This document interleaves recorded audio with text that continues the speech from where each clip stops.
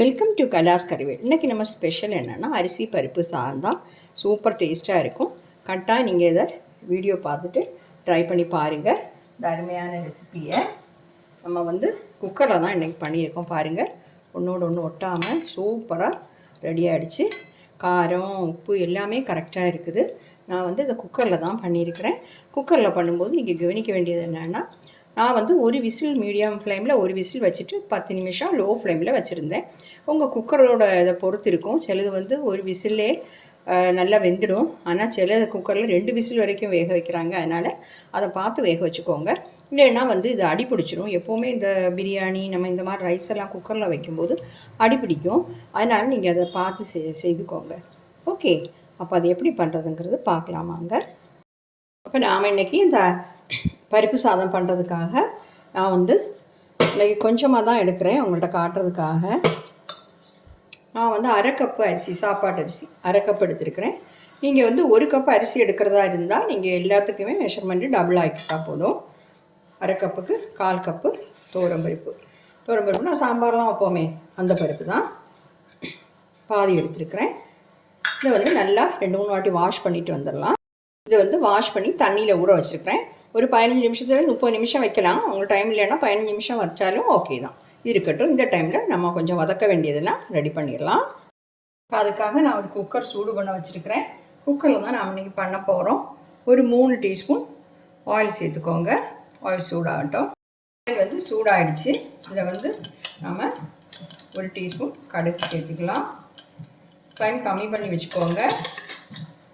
1 teaspoon உளுந்து பருப்பு, 1 teaspoon கடலைப்பருப்பு, ஒரு அரை டீஸ்பூன் சீரகம் இதை சேர்த்துட்டு வதக்கலாம்.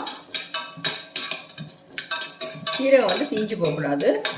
பருப்போட கலர் கொஞ்சம் மாறட்டும். இது கொஞ்சம் கலர் மாறினதுக்கப்புறம் நாம் இதில் ஒரு அரை டீஸ்பூன் பெப்பர் சேர்த்துக்கலாம். அரை டீஸ்பூன் போதும். அதையும் சேர்த்துட்டேன். நம்ம பருப்போட கலரெல்லாம் மாறிடுச்சு. இதில் நாம் இனி சின்ன வெங்காயம் நான் இந்த மாதிரி எடுத்து வச்சுருக்கிறேன். ஒரு 15 சின்ன வெங்காயம் அதை போட்டு வதக்கிடலாம். உங்களுக்கு சின்ன வெங்காயம் போடுறதுக்கு முடியாதுன்னா நீங்கள் பெரிய வெங்காயம் மீடியம் சைஸ் பெரிய வெங்காயம் சேர்த்துக்கலாம். ஒரு பச்சை மிளகாய் சேர்க்குறேன். இந்த மாதிரி கீறிட்டு 2 காஞ்ச மிளகாய், கொஞ்சம் கருவேப்பிலையும் சேர்க்குறேன். கொஞ்சம் அந்த வெங்காயம் வதங்குற வரைக்கும் கொஞ்சம் மீடியம் ஃப்ளேமில் வச்சு வதக்கிடலாம். நான் இந்த அளவு சொன்னது எல்லாமே 1/2 கப்போட அளவு தான் சொல்லியிருக்கிறேன். இந்த சின்ன வெங்காயம் 10-15 எல்லாம் நான் சேர்த்துருக்கேன். நீங்கள் 1 கப் எடுக்கிறதா இருந்தால் 25-30 சின்ன வெங்காயம் எடுத்துக்கலாம். ஓகே, பச்சை மிளகாய் 2 சேர்த்துக்கலாம். கீழே உள்ளதெல்லாம் அதே மாதிரி போட்டாலும் ஒன்றும் பிரச்சனை இல்லை.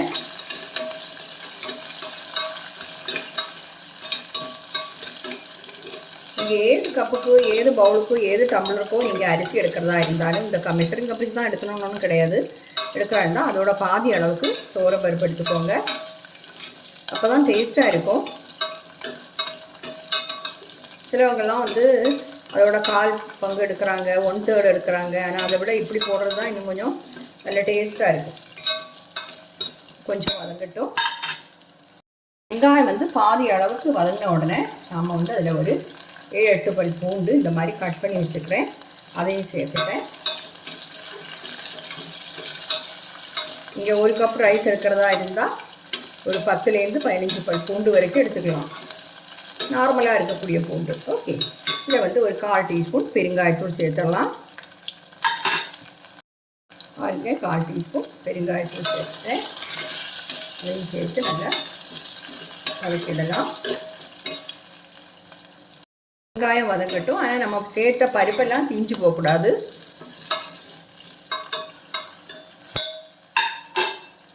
இதில் ஒரு தக்காளி கட் பண்ணி வச்சுருக்கேன், அதை சேர்க்குறேன். நீங்கள் 1 கப் ரைஸ் இருக்கிறதா இருந்தால் 2 தக்காளி சேர்த்துக்கோங்க. ஆனால் ஜாஸ்தி வீடுகளில் 1 கப்பு அரிசியாவது வேணும். அப்போ தான் அவங்களுக்கு கஷ்டம். இங்கே நாங்கள் ஆள் ரொம்ப கம்மியானதுனால நான் கொஞ்சம் கம்மியாக எடுத்துருக்கிறேன். அதனால தான் எல்லாத்துக்கும் டபுள் அளவு சொல்லி போடுறேன். ஓகே, நல்லா வதங்கட்டும். பாருங்க, வெங்காயம் தக்காளிலாம் இதை வதங்கிடுச்சு. இப்போ வந்து நாம் இதில் ஒரு 1/4 டீஸ்பூன் மஞ்சள்தூள் சேர்க்குறோம். 1/4 டீஸ்பூன் போதும். அப்புறம் வந்து 1 டீஸ்பூன் காஷ்மீரி சில்லி பவுடர் தான் சேர்க்குறேன். 1 டீஸ்பூன் நிறைய சேர்த்துக்கலாம். ஒரு பச்சை மிளகா சேர்த்துருக்குறோம், அதனால் இது வந்து 1/2 டீஸ்பூன் அளவு, அதுதான் நான் கொஞ்சம் கூட சேர்க்குறேன். 1 டீஸ்பூன் நீங்கள் வந்து உங்கள் காரத்துக்கு ஏற்றாப்புல நீங்கள் சேர்த்துக்கோங்க. இப்போ இது எல்லாமே சேர்த்துட்டோம். இனி வந்து இதில் தண்ணி சேர்த்துடலாம். தண்ணி வந்து ஏது கப்புக்கு நம்ம அரிசி எடுத்தோமே அந்த கப்புக்கு 3 மடங்கு தண்ணி சேர்க்கணும். 3 மடங்கு தண்ணி சேர்த்தா தான் நல்லா வெந்து வரும். ஓகே, கொஞ்சம் கம்மியாக இருந்தது, சேர்த்துட்டேன். இப்போ வந்து எல்லாத்தையுமா கிளறிப்போம். இதில் வந்து நாம் இனி உப்பு சேர்க்கணும். உப்பு வந்து 1 டீஸ்பூன் சேர்க்கலாம். ஏன்னா இந்த தண்ணியில் வந்து உப்போட டேஸ்ட்டு வந்து கொஞ்சம் தூக்கலாக இருக்கணும். அப்போ தான் நம்ம போடக்கூடிய அரிசியில் உப்பு பிடிக்கும். உப்பு ரொம்ப கம்மியாக போட்டால் அந்த சாதத்தில் உப்பு பிடிக்காது. டேஸ்ட்டு பார்க்கட்டும். கொஞ்சம் உப்பு கூட சேர்த்துக்கலாம். இந்த தண்ணியை நல்லா கொதிக்க விட்டுடலாம்.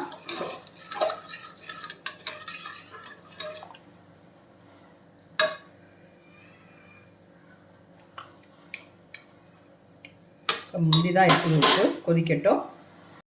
பாருங்கள், தண்ணி கொதிக்குது. இப்போ வந்து நம்ம எடுத்து வச்சுக்கூடிய அரிசி பருப்பை சேர்த்துடலாம். அந்த அரிசி பருப்பை இந்த மாதிரி ட்ரை பண்ணி தான் இதில் சேர்க்கணும், தண்ணியோடு சேர்த்துறாதீங்க.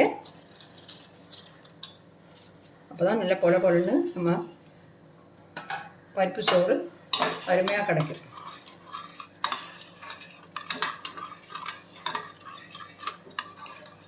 கொஞ்சமாக கொதி வரட்டும். பாருங்கள், தண்ணி கொதிக்குது. நம்ம மூடி போட்டுடலாம். இது வந்து ஒரு விசில் வரட்டும். ஒரு விசில் வந்ததுக்கப்புறம் லோ ஃப்ளேமில் ஒரு 10 நிமிஷம் வச்சுக்கலாம். அப்போ கரெக்டாக இருக்கும். ஓகே, இப்போ பாருங்கள், ஸ்டீம் எல்லாம் போயிடுச்சு. கலந்துடலாம். பார்த்தீங்களா, அருமையாக சூப்பராக ரெடி ஆகிடுச்சு நம்ம பருப்பு சாதம். இதில் வந்து நம்ம லாஸ்ட்டில் 1 டீஸ்பூன் நெய் சேர்த்துக்கலாம். உங்களுக்கு விருப்பம் இருந்தால் மட்டும் சேர்த்துக்கோங்க, இல்லைன்னா அதை வந்து அவாய்ட் பண்ணிடலாம். ஆனால் பருப்பு கூட நெய் சேரும்போது நல்ல டேஸ்ட்டாக இருக்கும். 1 டீஸ்பூன் சேர்த்தேன். அப்புறம் வந்து கொஞ்சமாக கொத்தமல்லி தழை சேர்த்துடலாம். அதையும் சேர்த்துட்டு பாருங்கள், எல்லாத்தையுமா நல்லா மிக்ஸ் பண்ணிடலாம். எல்லாத்தையுமா மிக்ஸ் பண்ணிவிட்டேன். உப்பு காரம் எல்லாமே கரெக்டாக இருக்குது.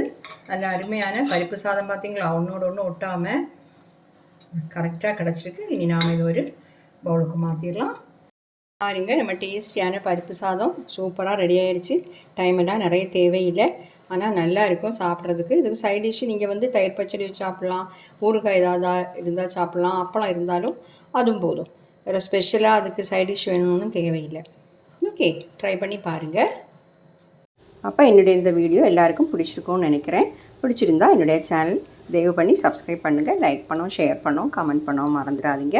அடுத்தது நல்ல ஒரு ரெசிபியுமா மீண்டும் சந்திக்கலாம். Okay, thank you.